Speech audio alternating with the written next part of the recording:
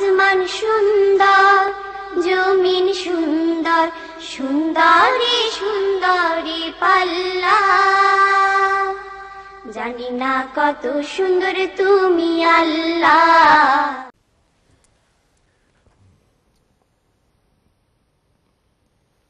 আসসালামু আলাইকুম রহমতুল্লাহি ওয়া বারাকাতুহু। প্রিয় ভাই বোনেরা, ফিরে আসলাম আবার আমাদের প্রিয় অনুষ্ঠান জীবন জিজ্ঞাসায়। এখন আমরা দ্বিতীয় সেগমেন্টে এসে উপস্থিত হয়েছি। আপনারা আশা করছি আমাদের সাথেই আছেন। এক বোনের প্রশ্ন নিয়েছিলাম আমরা, দুই বোনের নিয়েছিলাম, এক বোনের প্রশ্ন শেষ, উত্তর দেওয়া শেষ হয়েছে। দ্বিতীয় বোনের প্রশ্ন উত্তর দিয়ে আমরা শুরু করছি। তিনি জানতে চেয়েছেন যে বড় একটি অ্যামাউন্ট ইসলামিক ব্যাংকে বা ইসলামিক ব্যাংকিং পদ্ধতিতে, যেমন সোশ্যাল ইসলামিক ব্যাংক বাংলাদেশে রয়েছে, সেখানে সেগুলোকে আমানত রাখা হলে এখানে যেই মুনাফা আসবে এটা হালাল হবে কিনা। উত্তর হলো হ্যাঁ, ইসলামিক ব্যাংক বা ইসলামিক ব্যাংকিং পদ্ধতিতে যারা মানুষের আমানত নিয়ে পুঁজিকে ব্যবহার করে, ইনভেস্ট করার পরে সেখান থেকে যেই লাভ আসবে, ব্যবসার ভিত্তিতে যদি সেই লাভ হয় তাহলে সেটা হালাল। কারণ আল্লাহ তাআলা সুস্পষ্ট ঘোষণা করেছেন, আহাল্লাল্লাহুল বাইআ ওয়া হাররামা রিবা। বেচা কিনা, বিজনেসকে আল্লাহ হালাল করেছেন, কিন্তু রিবাকে, সুদকে হারাম করেছেন। এবং দুটোর পার্থক্য হলো এই, যেই আমানতটি ইনভেস্ট করা হবে সেখানে লাভেই দিতে হবে, লাভ হোক বা ক্ষতি হোক, যিনি বিনিয়োগ করেছেন সেটা ধর্তব্য নয়, লাভেই দিতে হবে, এরকম চিন্তাটাই হলো সুদ। আর ব্যবসা হলো লাভ এবং ক্ষতি দুইটাকে শেয়ার করা। ব্যাংক কর্তৃপক্ষ যদি ব্যবসায় লাভবান হয় এবং সেই লাভটাকে তার গ্রাহকদের মধ্যে বিতরণ করবে, আর ক্ষতি হলে ক্ষতিকেও একই হারে বিতরণ করা হবে। এই লাভ এবং ক্ষতি দুইটা দায়িত্ব নেওয়াকে বলা হয় ব্যবসা, বিজনেস। আর শুধু লাভেই নেব, পুঁজিদাতা শুধু লাভেই নেবে, এই পদ্ধতিকে বলা হয় রিবা। রিবা হারাম, কারণ এতে একটি পক্ষ ক্ষতিগ্রস্ত হওয়ার সম্ভাবনা। লাভ ক্ষতি দুটি ভাগাভাগি করার যেটা ইসলামের পদ্ধতি হলো শেয়ারিং, লাভেও শেয়ার এবং ক্ষতিতেও শেয়ার। এই পদ্ধতি যেটা হয় সেটাই ইসলাম অনুমোদন করেছেন। ইসলামিক ব্যাংকিং পদ্ধতি আপনি ভালো করে জেনে নেবেন, যেহেতু আপনি বড় একটি অ্যামাউন্ট সেখানে রাখছেন, যে সেখানে কোন স্কলাররা শরিয়া বোর্ডে সুপারভাইজ করে এবং কতটুকু ইসলামিক পদ্ধতিতে সেটা করা হয়। তারা যদি আপনাকে কনফার্ম করে যে ইসলামের নর্মস প্রিন্সিপাল অনুযায়ী বিজনেস পরিচালিত হচ্ছে, তাহলে সেটা আপনার জন্য হালাল হবে। দ্বিতীয় প্রশ্ন আপনি করেছেন যে এই দেশে যেসব সুপার মার্কেটগুলো আছে সেগুলোতে কাজ করা, যেহেতু সেখানে অ্যালকোহলও পার্ট অফ দ্য বিজনেস, এই জন্য সেখানে কাজ করা যাবে কিনা। উত্তর হলো, আমরা জানি যে ইসলাম অ্যালকোহলের ব্যাপারে বড় কঠোর। এই জন্যই কঠোর যেটা এটা মানবতার জন্য, মানুষের মর্যাদার জন্য এটা অত্যন্ত ক্ষতিকর। কেন আল্লাহ তাআলা এটাকে হারাম করেছেন, অ্যালকোহলকে হারাম করেছেন? সেখানে কিছু লাভও আছে, আল্লাহ সেটা স্বীকার করেছেন। কোরআনে কারীমে অ্যালকোহলের ব্যাপারে কয়েকটি ধাপে আল্লাহ আয়াত নাযিল করেছেন। প্রথমে যখন জিজ্ঞাসা করা হলো, ইয়াসআলুনাকা আনিল খামরি ওয়াল মাইসার, তারা জুয়া এবং সুদ, অ্যালকোহল অথবা মদ সম্পর্কে আপনাকে জিজ্ঞাসা করবে। কুল ফীহিমা ইসমুন কাবীর ওয়া মানাফিউ লিন-নাস ওয়া ইসমুহুমা আকবারু মিন নাফইহিমা। আল্লাহ তাআলা সুস্পষ্ট কথা, এখানে অনেক ক্ষতি আছে, তবে কিছু মানুষের জন্য লাভও আছে। এই জন্য আমরা দেখি অ্যালকোহলের মাধ্যমে অনেক সময় মেডিসিন তৈরি হচ্ছে বা অন্যান্য কিছু তৈরি হচ্ছে। লাভ আছে আল্লাহ বলেছেন, কিন্তু আল্লাহ এটা বলেছেন ওয়া ইসমুহুমা আকবারু মিন নাফইহিমা, তার ক্ষতিকর প্রভাব অত্যন্ত ভয়াবহ, অনেক বেশি লাভের পরিমাণের চেয়ে। তাহলে অ্যালকোহলকে আল্লাহ হারাম করার আগেই মানুষের মাইন্ডসেট তৈরি করেছেন, জেনে রাখো অ্যালকোহল তোমরা এখন পান করছো, এটার মধ্যে অনেক অনেক ক্ষতি আছে। এই আয়াত শুনে যারা খুবই আল্লাহকে ভয় করে, তারা এমনিতেই অ্যালকোহল থেকে দূরে সরে গেল, যেহেতু এটার ক্ষতি অনেক অনেক বেশি।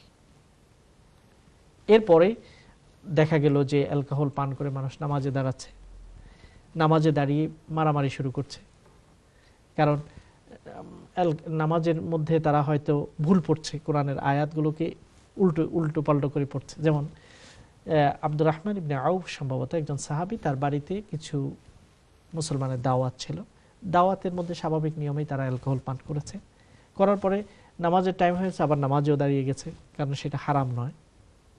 তো তারা আয়াত সূরা তেলাওয়াত করা শুরু করছে, সূরা কাফিরুন। কাফিরুন তো হুঁশ অবস্থায় পড়াটাই একটু কঠিন, সূরা কাফিরুন। এখন যদি বেহুঁশ অবস্থায় ড্রাঙ্ক অবস্থায় পড়ে তাহলে সেটা তো ভয়াবহ হতে পারে, কারণ সেখানে একই আয়াত রিপিটেড আছে এবং শব্দগুলো খুবই কাছে। কুলিয়া আইয়ুহাল কাফিরুন লা আ'বুদু মা তা'বুদুন ওয়ালা আনতুম আবিদুনা মা আ'বুদ ওয়ালা আনা আবিদুম মা আবাদতুম ওয়ালা আনতুম আবিদুনা মা, অনেকগুলো শব্দ সিমিলার এবং রিপিটেড আছে। কাজে জায়গা মতো যদি শব্দগুলোকে বসানো না হয় অর্থ ব্যাপকভাবে পরিবর্তন হবে। যেমন লা আ'বুদু মা তা'বুদুন, সেখানে যদি আপনি বলেন আ'বুদু মা তা'বুদুন তাহলে ঈমান পরিপূর্ণ নষ্ট হয়ে যাবে। তোমরা যেটাকে পূজা করো সেটাকে আমরা পূজা করি না, মূর্তিকে পূজা আমরা করি না।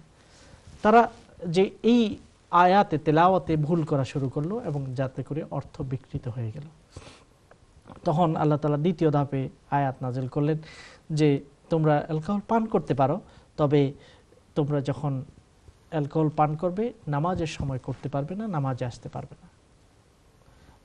যেমন আল্লাহ তাআলা বলছে ওয়ালা তাকরাবুস সালাহ ওয়া আনতুম সুকারা, তোমরা নামাজের কাছেও এসো না যদি তোমরা ড্রাঙ্ক থাকো, অর্থাৎ নামাজের সময় তোমরা ড্রিঙ্ক করো না। তাহলে দ্বিতীয় ধাপে আল্লাহ তাআলা লিমিট করে দিলেন, সময়ের লিমিট।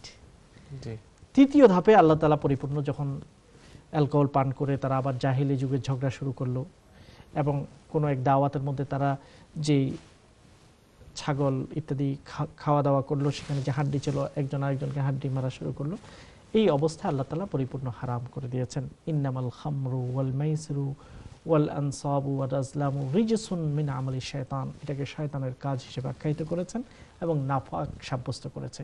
এটা স্পিরিচুয়ালিও সেটা নাপাক, ফিজিক্যালিও সেটা নাপাক। এটা হচ্ছে ফাইনাল আয়াত সূরা মায়েদাতে আল্লাহ নাযিল করেছেন। যাই হোক, আমরা এই বোনের প্রশ্নের প্রেক্ষাপটে এই কথাই বলতে চাই, অ্যালকোহলে অনেক অনেক বেশি ক্ষতিকর দিক, মানুষকে অমানুষ করে ফেলে, ভদ্র মানুষকে অভদ্র বানিয়ে ফেলে এবং সম্ভ্রান্ত মানুষকে অসম্ভ্রান্ত বানিয়ে ফেলে এই অ্যালকোহল। এই জন্য আল্লাহ তাআলা আমাদেরকে সেভ করেছেন, মুসলিম উম্মাহকে পবিত্র রেখেছেন।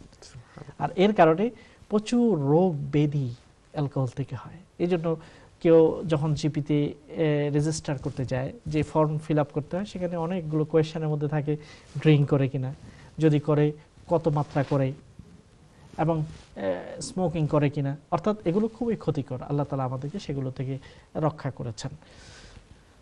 এই কারণে যেই জিনিসটা ক্ষতিকর এটাকে আমরা উৎপাদন করতে পারি না, সেটাকে আমরা কাউকে সার্ভ করতে পারি না, মুসলিম হোক অমুসলিম হোক, সেটাকে ট্রান্সপোর্ট করে সহযোগিতা করতে পারি না, সেটার ব্যবসা আমরা করতে পারি না।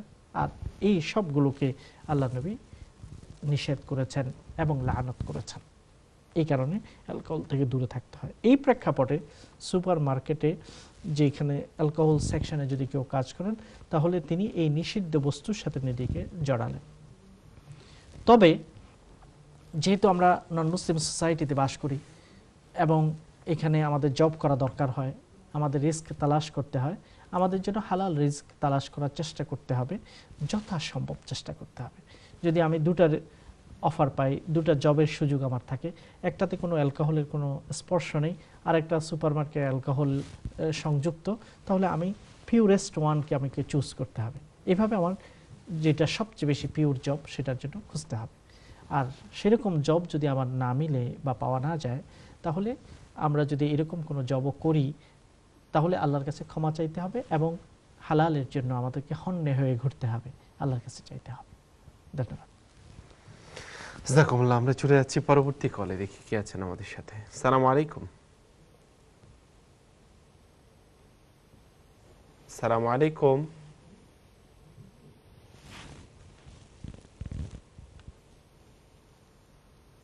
কলার কি আছেন আমাদের সাথে? আসসালামু আলাইকুম।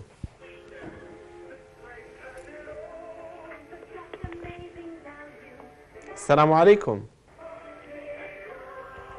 হ্যালো, আসসালামু আলাইকুম। ওয়ালাইকুম আসসালাম ওয়া রাহমাতুল্লাহ। জীবন, আপনার প্রশ্ন বলেন। জি, আমার আসলে একটা প্রশ্ন ছিল যে প্রতি বছর উইন্টারের আগে বাচ্চাদের যে ফ্লু ভ্যাকসিন দেওয়া হয়, জি, তো ওইখানে ওরা যে লিফলেটটা পাঠিয়ে দেয় বাসায়, তো ওখানে আমি পড়ে জানতে পারছি যে ফ্লু ভ্যাকসিনের নাসাল স্প্রেটার মধ্যে নাকি পর্কের জেলটিন দেওয়া থাকে। তো সেই ক্ষেত্রে এটা আমাদের দেওয়া আসলে ঠিক হবে কিনা, এই বিষয়টা আমি আসলে একটু জানতে চাচ্ছিলাম। ঠিক আছে, ভালো। ওকে, আসসালামু আলাইকুম। ভালো নোটিফিকেশন। জি, এই প্রশ্নটি প্রতি বছর আমরা প্রায় প্যারেন্টসরা কনসার্ন হয়ে থাকেন, কারণ এখন প্রতিটি স্কুলে ফ্লু ভ্যাকসিনেশন দেওয়া হচ্ছে এবং সেটা নাকের মধ্যে এক জাতীয় স্প্রে করা হয়। এই ভ্যাকসিনেশন সম্পর্কে যে বিবরণ এবং ডেসক্রিপশন আমরা পড়েছি, সেখানে দেখা যায় তারা উল্লেখ করেছেন জেলেটিন থাকে, পর্ক থেকে নেওয়া জেলেটিন থাকে। এখন প্রশ্ন হলো, এটা আমাদের জন্য বা মুসলমান বাচ্চাদের জন্য কতটুকু উপযোগী বা দেয়া যাবে? এই প্রশ্নটি স্বাভাবিকভাবে আমাদের মনে জাগ্রত হয়। এর উত্তর হলো, যদি এই ভ্যাকসিনেশন না দেওয়া হয়, প্যারেন্ট যদি সিদ্ধান্ত দেবেন না, তাহলে তো তিনি দিলেন না। কিন্তু এখানে মেডিকেল বোর্ড, মুসলিম যে মেডিকেল অর্গানাইজেশন আছে, তারা এই ব্যাপারে একটা কনফারেন্স করেছেন এবং এই কনফারেন্সে এই বিষয়টাকে তারা পর্যালোচনা করেছেন। ইসলামের শরিয়ার ভিত্তিতে মেডিকেল বিভিন্ন সাবজেক্ট নিয়ে ওই কনফারেন্সে অনেক দীর্ঘ আলোচনা হয়েছে। আপনারা অনলাইনে গেলে তাদের প্রসিডিংসগুলো এবং তাদের ওই কনফারেন্স থেকে যে যে সিদ্ধান্তগুলো হয়েছে সেটা আপনারা পড়তে পারবেন। আরবিতেও আছে এবং ইংলিশে আছে। সেখানে তারা পর্যালোচনা করে দেখেছে যে কোনো বস্তুর গুণ এবং নেচার, প্রকৃতিকে যদি কেমিক্যাল প্রসেসিংয়ের মাধ্যমে যদি পরিপূর্ণভাবে পরিবর্তন করে ফেলা হয়, তখন এই বস্তুটি আগের যে বিধান ছিল সেটা আর বলবৎ থাকে না। এটা হচ্ছে একটা থিওরি।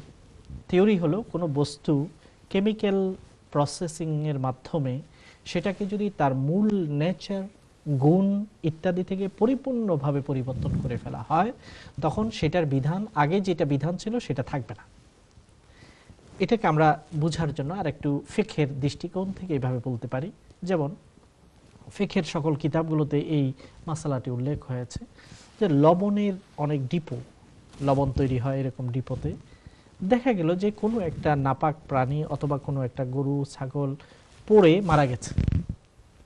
যদি এরকম পড়ে মারা যায়, তাহলে কয়েক সপ্তাহ পরে, কয়েক মাস পরে দেখা যাবে যে ওই গরু, ছাগল বা প্রাণী যেটা মারা গেছে লবণের ডিপোতে পড়ে, পরিপূর্ণভাবে সেটা লবণে রূপান্তরিত হয়েছে। ওখানে আর কোনো ডেড বডি খুঁজে পাওয়া যাবে না। তাহলে এই ডেড প্রাণী, মৃত প্রাণী, এটা তো হারাম, এটা তো খাওয়া যায় না। কিন্তু এটা একটা প্রক্রিয়ার মধ্যে থেকে পরিবর্তন হয়ে পরিপূর্ণভাবে এটা লবণে রূপান্তরিত হয়ে গেছে। এখন ওই জায়গায় ওই লবণটা খাওয়া যাবে কিনা বা এটা হালাল কিনা? উত্তর হলো এটা হালাল। কেন? কারণ এখানে যে মৃত প্রাণী বা যেটা ছিল সেটা কোনো পরিপূর্ণভাবে পরিবর্তন হয়ে গেছে এবং সেখানে তার কোনো চিহ্ন পর্যন্ত নেই। সেই প্রেক্ষিতে ওইটা যেরকম হালাল, তেমনিভাবে জেলেটিন ইত্যাদিকেও যদি পরিপূর্ণ কেমিক্যাল প্রসেসের মাধ্যমে তার গুণ থেকে তার যে সার যেটা আছে সেটাকে পরিবর্তন করে ফেলা হয় এবং সেটা ভিন্ন আরেকটা রূপ ধারণ করে, তখন সেটা আর তার আগের বিধানে থাকে না। এই প্রেক্ষিতে মুসলিম ডক্টরস অর্গানাইজেশনের কনফারেন্স থেকে ইসলামিক স্কলারদের মত বিনিময়ের মাধ্যমে তারা এই সিদ্ধান্ত প্রকাশ করেছেন যে এটা গ্রহণ করা যেতে পারে, বিশেষত মেডিকেল কারণে গ্রহণ করা যেতে পারে। হ্যাঁ, কেউ যদি মনে করেন যে না আমি সেটা গ্রহণ করব না, তাহলে তিনি, তার যদি বিকল্প থাকে সেটা তার জন্য উত্তম। আর যদি তিনি গ্রহণ করতে চান, তাহলে ইসলামিক স্কলার এবং মেডিকেল রিপ্রেজেন্টেটিভস, মুসলিম ডক্টরস, তাদের ঐক্যমতে এবং তাদের বিশাল গবেষণা এবং চিন্তাভাবনার প্রেক্ষিতে তারা তাদের প্রসিডিংগুলো এটাকে ব্যবহার করা যেতে পারে। আশা করি বোন, আপনি এই গুরুত্বপূর্ণ প্রশ্নটি, সময় উপযোগী প্রশ্নটি আপনি পেশ করেছেন। সকল প্যারেন্টসদের জন্য এটা উপকার দেবে। ধন্যবাদ। জাযাকুমুল্লাহ। প্রিয় ভাই বোনেরা, দেখতে দেখতে আরেকটি ছোট্ট বিজ্ঞাপন বিরতির সময় হয়ে গেল। যাচ্ছি ছোট্ট বিজ্ঞাপন বিরতিতে, ফিরে আসছি বিজ্ঞাপন বিরতি শেষ করে। আশা করছি আপনারা আমাদের সঙ্গ দেবেন। আসসালামু আলাইকুম ওয়া রাহমাতুল্লাহি ওয়া বারাকাতুহু। আসমান সুন্দর, জমিন সুন্দর, সুন্দরী সুন্দরী পাল্লা। জানি না কত সুন্দর তুমি আল্লাহ।